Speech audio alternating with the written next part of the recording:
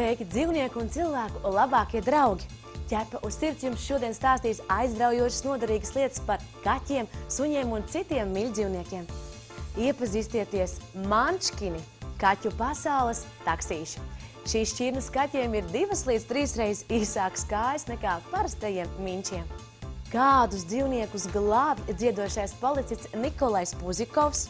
Iepazīsim Basendži, ir suņi, kas nerej. Lorija ir mecenātu tetereva mīlule jau 12 gadus. Visiem suņiem neatkarīgi no vecuma un šķirnes nepieciešamas pastaigas svaigā gaisā. Privileģētākā situācijā šajā ziņā ir suņi, kuru saimnieki dzīvo privātmājās ar žogu. Visbiežāk šie suņi staigā pa savu teritoriju un vēl dodas papildus pastaigās kopā ar savu saimnieku. Bet pastaigas pilsētas teritorijā apgrūtina gan pastaigu laukumu trūkums, gan noteikumi, kur suns drīkst vai nedrīkst atrasties. Man pāris dienas atpakaļ bija gadījums, kad pie manis pienāca no pašvaldības policijas. Viņš vienkārši pateica, suni tu vari vadāt no 7 līdz 11 pavadā, un pēc 11 vari darīt ar viņu, ko tu vēlies. Suņa saimniece uzskata, ka viņas 10 gadus vecais suns, kuram ir nopietnas veselības problēmas un traucēta dzirde, nevienu neapdraud neatkarīgi no tā, vai viņš pastaigājas pie pavadas vai bez tās. Ja iet runa par izvešanu ārpus savas teritorijas, tad jābūt suns pavadā, un no pulkstens 23 līdz 7 suni var laist apstādījumos arī bez pavadas. Respektīvi no 7 līdz 23 suns nedrīkst apstādījumos atrasties bez pavadas. Rīgas pilsētā šie noteikumi attiecas uz visiem suņiem, neatkarīgi vai jums ir Yorkshires terjers, Newfoundlands vai Bulldogs. Suņi nedrīkst pastaigāties bērnu rotaļu un sporta laukumos, kā arī tiešām mācību iestāžu tuvumā. Visiem 5 pavadās uzreiz tas vienkārši fiziski nav iespējams. Līdz ar to man ir 3, kas staigā bez pavadām, un 2, kur, diemžēl, ir nākuši pie manis jau pieauguši. Viņus vienkārši pagaidām es nelaižu dažādu apsvērumu drošības dēļ, jo nav arī kur palaist īstenībā vaļā. Janīts kundze, kāda ir jūsu pieredze staigājot ar suni? Jūs viņu ņemat vienmēr pavadiņā līdz vai arī tomēr citreiz laižat vaļā? Biežāk pavadiņā. Vaļā laižu tikai tur, kur nav blakus mašīnas. Tieši tā kā šeit laižu. Viņa tāda paklausīga ļoti, es zinu, kad viņa nekur neskries. Mūsu aptaujātie saimnieki atzīst, ka dodoties pastaigā drošāk suni vest pavadā. Tomēr ir vietas, kur suņiem jāļauj izskrieties, jo pastaiga metru garā saitē negarantē pietiekamas fiziskās aktivitātes. Par pārkāpumu suņu saimniekam izsaka brīdinājumu vai uzliek naudas sodu no 5 līdz 25 latiem. Morāli: nevediet pastaigās suņus bērnu rotaļu laukumos, mācību iestāžu tuvumā, nekašķējieties ar kaimiņiem un drošības pēc noskaidrojiet, vai jūsu pašvaldībā noteiktas kādas diennakts stundas, kurā suns uz ielas drīkst būt arī bez pavadas.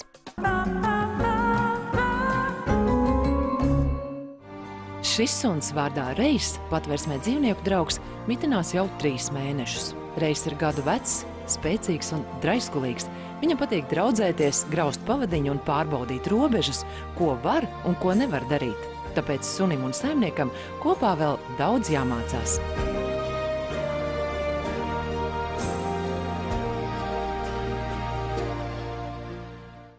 Pirms 30 gadiem kāda amerikāņu mūzikas skolotāja atrada grūsnu kaķenīti, kurai puse kaķēnu mutācijas rezultātā piedzima ar nedabīgi īsām kājalēm. Tā aizsākās Mančkinu šķirne, kas nosaukta par godu brīnumainai Mančkinu tautai no slavenās pasakas Ozas zemes burvis. Mančkini ir mazākā kaķu šķirne. Pieaudzis kaķis sver no 1,8 līdz 3,6 kilogramiem. Šie augumā mazie, iegaranie kaķi ar īsām priekškājām cēlušies no sētas runčiem. Tika noskaidrots, ka īso kāju gēns radies mutācijas rezultātā un tiek nodots no paudzes paudzē. Tikai 80. gadu beigās sākās darbs pie Mančkinu šķirnes un pagaidu standarta veidošanas. Plašai publikai šķirni tad kaķi ar īsām ķepām pirmoreiz demonstrēja 1991. gadā, tas ir pirms 20 gadiem taisni, bet atzīta tā šķirne tika 2003. gadā, tas pavisam nesen jau tā atzīta, un tagad viņi piedalās arī olimpiskā čempiona šķirne visās izstādes. Vislielākā interese par īskājainajiem kaķiem ir tieši Amerikā un Japānā. Tagad interese par šiem kaķiem, kuru figūra atgādina mazus taksīšus, parādījusies arī Eiropā. Viņi ir ļoti mierīgi. Šie kaķi ir inteliģenti, ja tā vispār var par kaķiem teikt. Šie kaķi ir ļoti rotaļīgi. Šķirnes standarts paredz īsas ķepas un taisnas neizliektas locītavas, kas ir neierasti. Mančkiniem nav obligāto standarta krāsu. Mančkins tiek uzskatīts par dabisku mutāciju un ir pieļaujams asins piemaisījums arī no nemančkiniem. Nav vajadzības pēc krāsas standarta. Lai arī šķirne ir atzīta gan Amerikā, gan Eiropā, cilvēki šaubās, vai kaķis ar tik īsām kājām var normāli pārvietoties un vai tas neapgrūtina viņa sadzīvi. Starp citu, mančkinu pārošanās rezultātā var piedzimt arī kaķēni ar garām kājām. Mančkini var ļoti labi skriet, bet viņi to dara mazliet citādāk. Viņu pārvietošanās ir mazliet smieklīga, kā klauniem. Mančkini spēlējas kāpkokos, lec uz mēbelēm. Viņi varbūt nelec tik augstu kā citi kaķi, bet arī maza auguma cilvēki nelec tik augstu kā gari. Viņiem vienkārši ir īsts ķeps, bet uzvedība no tā nemainās, nekas no tā nemainās. Viņi ātri skrien, pagalmā izlaidīs nenoķersi. Pa visiem skapiem lekā, pa trepēm lekā. Liels viņiem tāds bonus ir, ka viņi ir tik kompakti, tik maziņi. Dzīvoklī ideāli varētu būt. Jā. Vienlaikus tas ir arī mīnus, jo mančkinu kaķēni ir ļoti maziņi. Jāskatās, kur spēr soli, lai nejauši nesamītu. Kaķi ir ļoti emocionāli un lielākai daļai patīk sarunāties. Viņi ir draudzīgi, ar cilvēku ļoti labi sadzīvo. Viņam patīk pie cilvēka atnākt, tur, nezinu, pamurēt nedaudz, parunāt, paprasīt ēst, bet tā viņi īpaši bieži nenāk. Viņi pārsvarā nodarbojas ar savām lietām, spēlējas, guļ. Šķirne ir atzīta par vienu no veselīgākajām, kurai ir saglabājušies visi dabiskie instinkti. Vienlaikus mančkini ir mīloši un saimniekam uzticīgi kaķi. Es esmu redzējis, kā mančkini perfekti ķer peles. Lai to izdarītu, viņš sēž un gaida, kad pele iznāks no savas alas. Tāpēc kaķim nevajag garas kājas. Viņš to noķer un nekavējoties apēd. Par mančkinu saimniekiem var kļūt tie, kas ir gatavi strādāt pavērošanas virzienā. Mančkinu kaķienei vienā metienā piedzimst no 1 līdz 3 kaķēniem. Potenciālie saimnieki Amerikas audzētavās šos kaķus gaida garās rindās.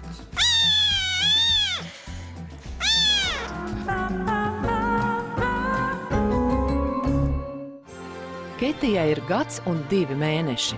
Sunīti kā mazu kucēnu no noslīkšanas Māras dīķī paglāba kāds jauns puisis, kas viņai deva vārdu Ketija. Jau gadu suns dzīvo patversmē un pagaidām vēl neviens saimnieks nav izrādījis interesi. Tomēr noteikti kaut kur dzīvo arī Ketijas topošais saimnieks, kas noteikti agrāk vai vēlāk atsauksies. Ketija ir aktīvs suns, viegli kontaktējas un nav agresīva.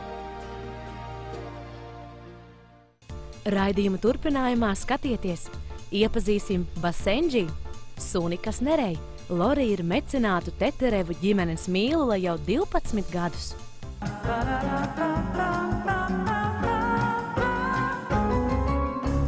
Ķepa uz sirds ir raidījums, kas palīdz dzīvniekiem, kuri dažādu iemeslu dēļ nonākuši pagaidu mājās un meklē jaunus saimniekus. Tāpēc palīdziet kādam sunim vai kaķim mēs aicinājām mūziķi un policistu Nikolaju Puzikovu, kuram izrādās darba gaitās nācies glābt nevienu suni. Mūziķis Nikolajs Puzikovs ikdienā strādā pašvaldības policijā un dzīvo pavisam netālu no Ogras dzīvnieku patversmes. Šī nav pirmā reize, kad Nikolajs ir dzīvnieku patversmē. Nereti tieši pašvaldības policija te nogādā noklīdušos suņus. Cilvēki parasti baigā tādā neizpratnē. Viņi savā īpašumā atrod kādu noklīdušu suni un nesaprot, ko ar viņu darīt. Un viņš neiet arī prom, paliek pie viņiem. tad viņi sāk barot un tā, un viņš paliek pie viņiem. Tad cilvēki nezin, kur viņu likt, viņi arī negrib viņu arī paturēt.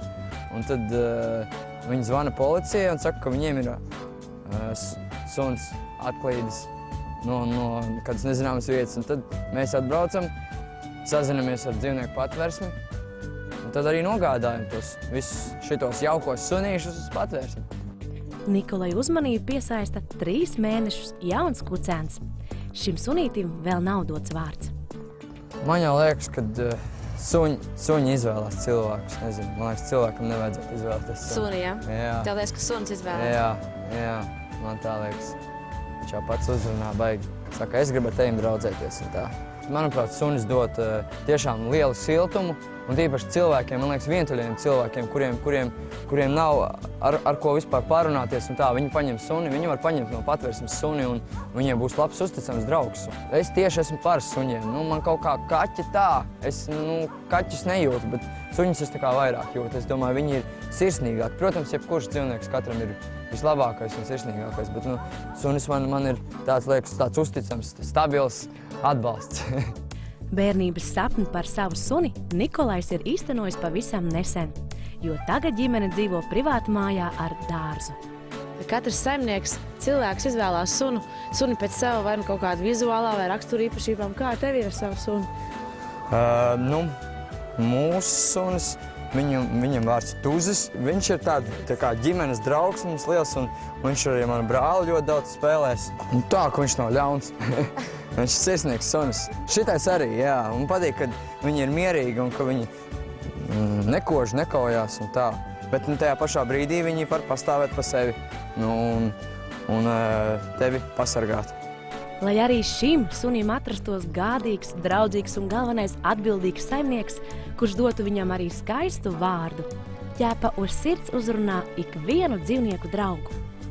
Es gribētu, lai visi cilvēki, kas skatās tagad mani, atsaucas, un ja jums šis suns ir iepaticies, varbūt jūs viņam varat arī sameklēt kādu siltu vietiņu, savu istabu vai māju, un manuprāt, viņš ir ļoti sirsnīgs un jauks sunis.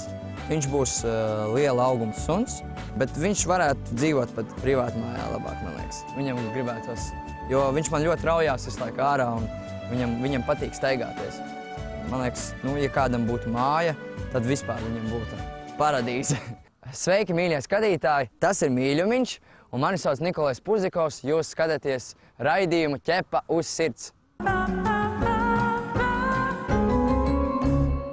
Sūti sava mīluļa, trikus, talants vai amizantās izdarības mums raidījumam Ķepa uz sirds info@ķepauzsirds.lv un iegūsti vērtīgo fotoaparātu Canon, ar kuru var fotografēt un filmēt pat zem ūdens. Silts ūdens.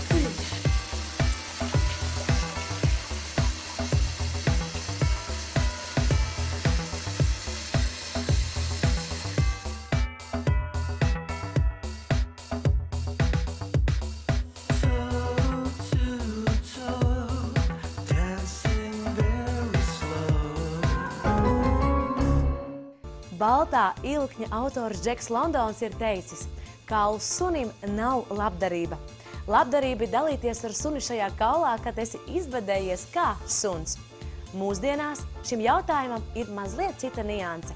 Dot sunim kaulu patiešām ir vajadzība vai arī pārprasta labdarība?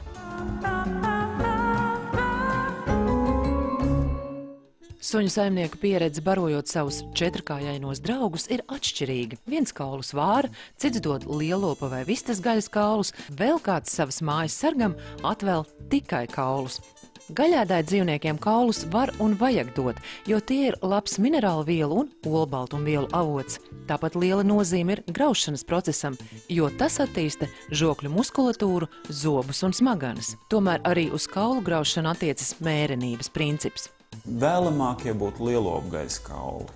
Izejot no pozīcijām, ka lielopu gaļa būtu pieejamākā un kaulu struktūra būtu vēlamākā.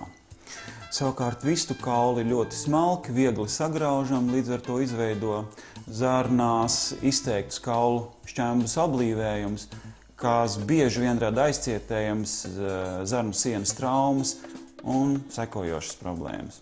Paši spārnu galiņi reizēm tiek izmantot un ieteikti mazo šķirņu suņiem, kas faktiski kas krimšu daļa, īsti pat nevar nocaukt to par kaulu, noder zobu tīrīšanas procedūrai.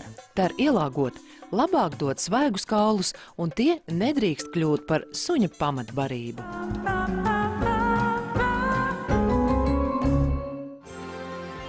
Reina Ogres dzīvnieku patversmē nonākusi pirms mēneša. Pusotru gadu veca, ļoti rotaļīga, patīk spēlēties un zina arī dažas komandas. Reinas saimniekiem jābūt aktīvi dzīvesveida piekritējiem, kas gatavi iet pastaigās, mētāt kociņus un bumbiņas, jo Reina ir nenogurdināma. Labi sadzīvo ar suņiem un kaķiem, nav klaiņotāju.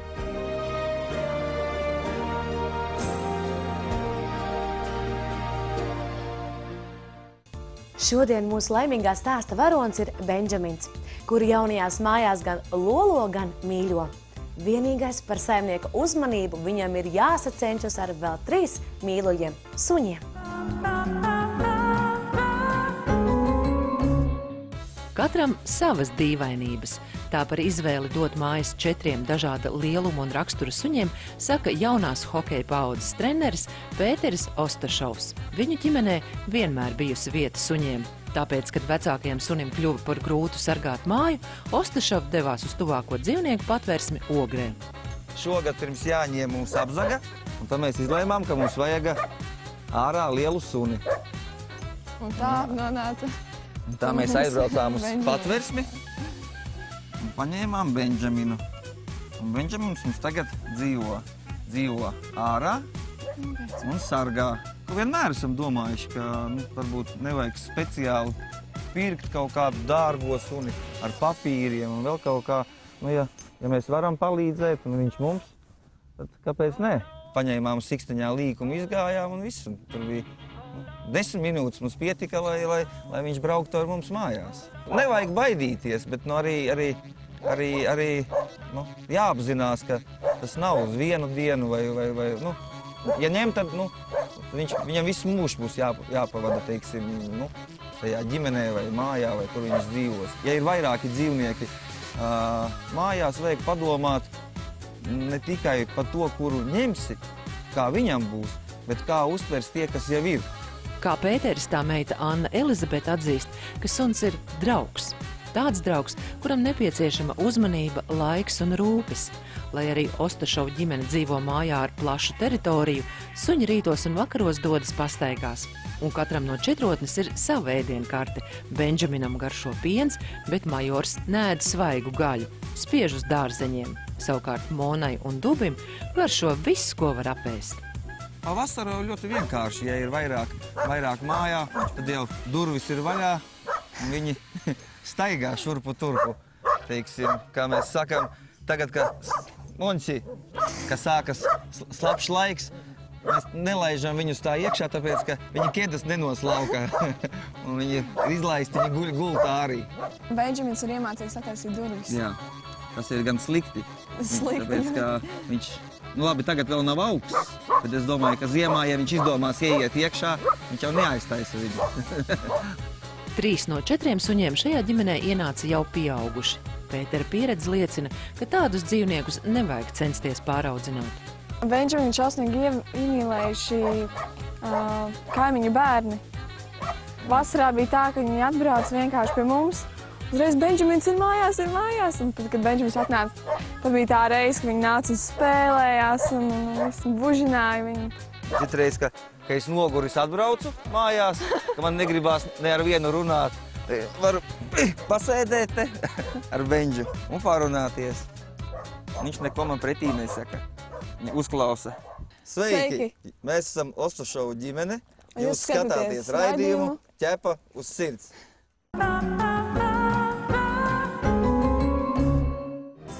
Rojs ir gadu vecs suns ar skaisti zīdainu kažoku. Suni patversmē pirms mēneša nodeva paši saimnieki, kuri vairs nevarēja par viņu parūpēties. Rojs ir aktīvs, viņam ļoti patīk skriet, augstu lekt un draiskoties. Redzot nepazīstamus cilvēkus, var arī uzrūkt, bet prot ļoti ātri sadraudzēties. Saskarsmē ar citiem suņiem ir ļoti izvēlīgs. Draudzējas ar tiem sugas brāļiem, kas viņam patīk. Rojam nepieciešama suņa skola. Vai zināt, ka pasaulē jau 5000 gadus dzīvo suņi, kas nerej? Tā ir viena no senākajām suņu šķirnēm Basenji, kuru dēvē par nerejošo suni. Senās Ēģiptes faraoni šo suņu šķirni uzskatīja par ideālu, ko pilnībā atbalsta arī mecenāti Teterevi savu mīlu Loriju. Lorijai ir 12 gadi un viņa ir pirmā Basenji Latvijā.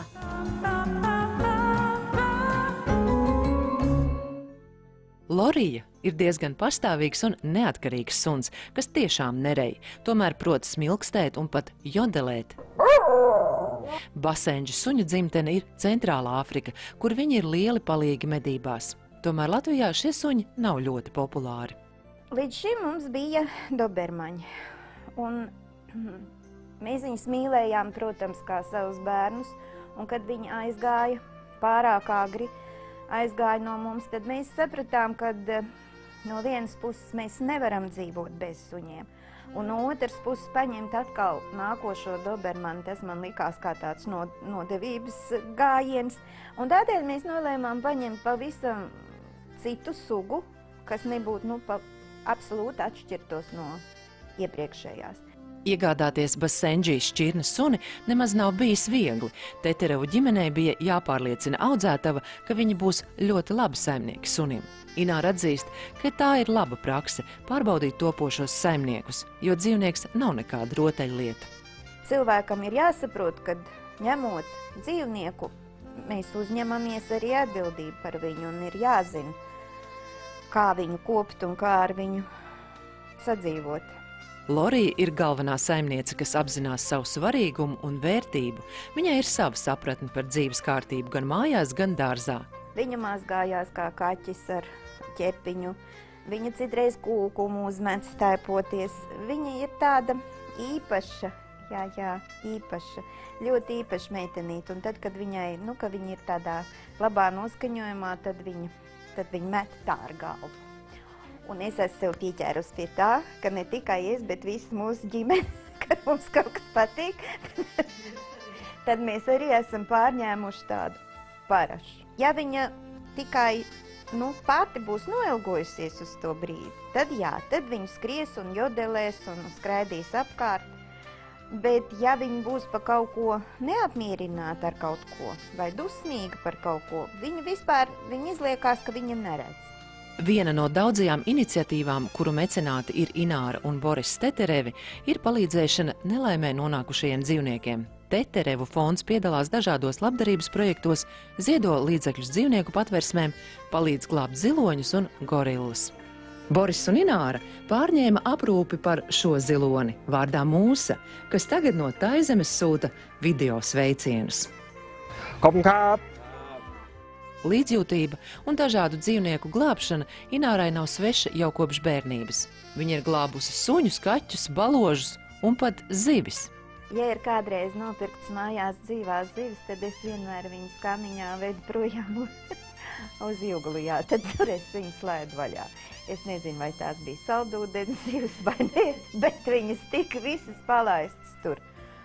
Līdz pārstāja mums mājās mest dzīvās zivis. Man vienmēr ir gadījies tā, ka man ir kāds jāglābj. Jāvelk ārā no kāda dīķa vai no atkrituma tvertnes, un tam es paiet garām nevaru. Lai arī Ināra ļoti mīl dzīvniekus un savās mājās varētu atļauties izveidot vismaz mini zoodārzu, pagaidām ģimenes mīluļa loma ir tikai sunītei Lorijai. Atbildība par dzīvnieku un pieķeršanās viņam neļauj pieradināt vēl kādu mājdzīvnieku. Nāc te meitene ar raksturu, te tik skaists puķītis vēl ir. Lorī! Tā ir uzgājusi tagad kaķu pēdas laikam. Viņa ir nolēmusi, ka viņa ir beigusi savu interviju. Es atvainojos. Tā bija tāda īsa dziesmiņa. Parasti tā ir tāda gara dziesma ar piedziedājumiem, un šoreiz bija tāds čiks. Mani sauc Ināra Tetereva. Un manu sunīti Glorija. Mēs skatāmies raidījumu Ķepa uz sirds. ar pozitīvu smaidu un ķepu uz sirds atvadāmies līdz nākamajai nedēļai. Ar jums kopā biju es, Liena Šalmase, un lai jums jauka visa nedēļa. Atā! Nākamajā raidījumā skatieties, ar kādām maģiskām spējām patiesībā apveltīti ir kaķi.